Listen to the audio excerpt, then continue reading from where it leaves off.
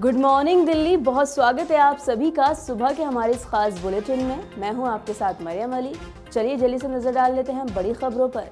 पिछले 2 हफ्तों से ठंड ने दिल्ली एनसीआर में दस्तक दे दी है और इसी के साथ लगातार बढ़ता हुआ तापमान यानी कि बढ़ती हुई ठंड भी देखने को मिल रही है।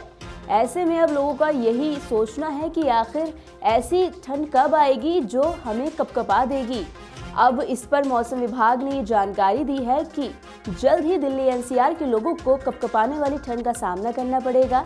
अब वो कब आएगी और उसमें जो न्यूनतम तापमान है वो कितना रहेगा, ये जान लेते हैं।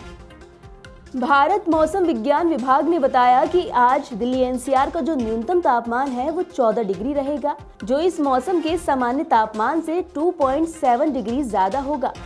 चलिए अब जान लेते हैं कि देश की राजधानी में किस किस जगह और कब अलर्ट दिया गया है। दिल्ली की बात करें तो 28 और 29 नवंबर के लिए येलो अलर्ट जारी कर दिया गया। इन दिनों घने कोहरे की वजह से विजिबिलिटी बहुत कम हो जाएगी। ऐसे में लोगों को सड़क पर गाड़ी चलाते वक्त काफी ध्यान देना होगा। इसी के साथ दिल्ली की कई ऐसी जगह हैं जहां विजिबिलिटी 0 हो सकती है।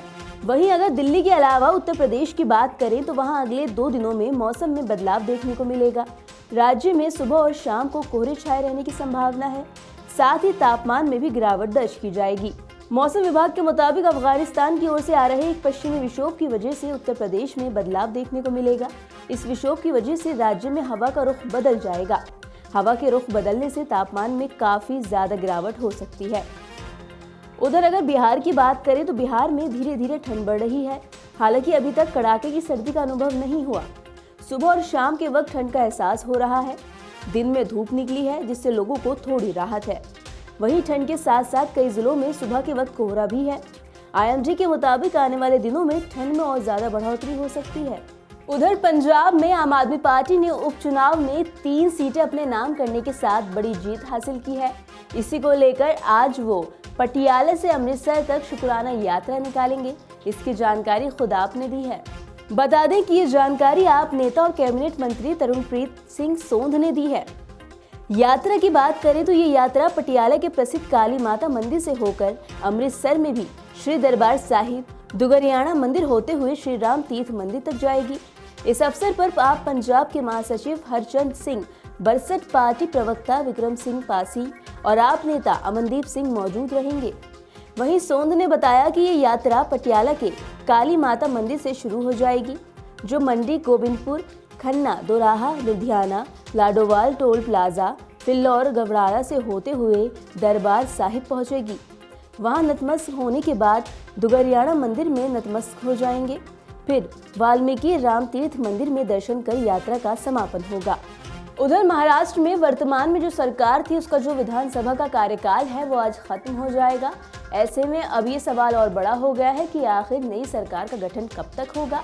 और आपको बता दें कि बीती शाम अमित शाह से मिलने फडणवीस भी गए थे। ऐसे में ये अटकलें जारी हो गई हैं और बढ़ गई हैं कि हो सकता है कि आज जो महाराष्ट्र के नए सीएम हैं उनका ऐलान हो जाए। सूत्रों के मुताबिक मुख्यमंत्री पद के लिए देवेंद्र फडणवीस का नाम तय हो गया है। वहीं महायुति की पार्टियों में हर 6 से 7 विधायक पर एक मंत्री पद का फॉर्मूला भी फाइनल हुआ।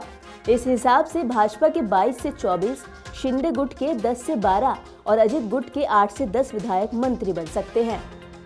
दूसरी तरफ बीते दिन उद्धव ठाकरे के आवास मातोश्री में हुई बैठक में आदित्य ठाकरे को संयुक्त विधायक दल यानी दोनों सदनों यानी विधानसभा और विधान परिषद का संयुक्त नेता चुन लिया गया। वहीं महाराष्ट्र में भाजपा को अब तक की सबसे बड़ी जीत दिलाने के लिए देवेंद्र फडणवीस का नाम सबसे आगे है। ऐसे में ये खबर और बढ़ जाती है कि सीएम की रेस में वो सबसे पहले हो सकते हैं। उधर अमेरिका के नवनिर्वाचित राष्ट्रपति डोनाल्ड ट्रंप ने बड़ा ऐलान कर दिया है। उन्होंने कहा है कि मैक्सिको और कनाडा से आने वाले सामान पर 25% टैरिफ लगाया जाएगा।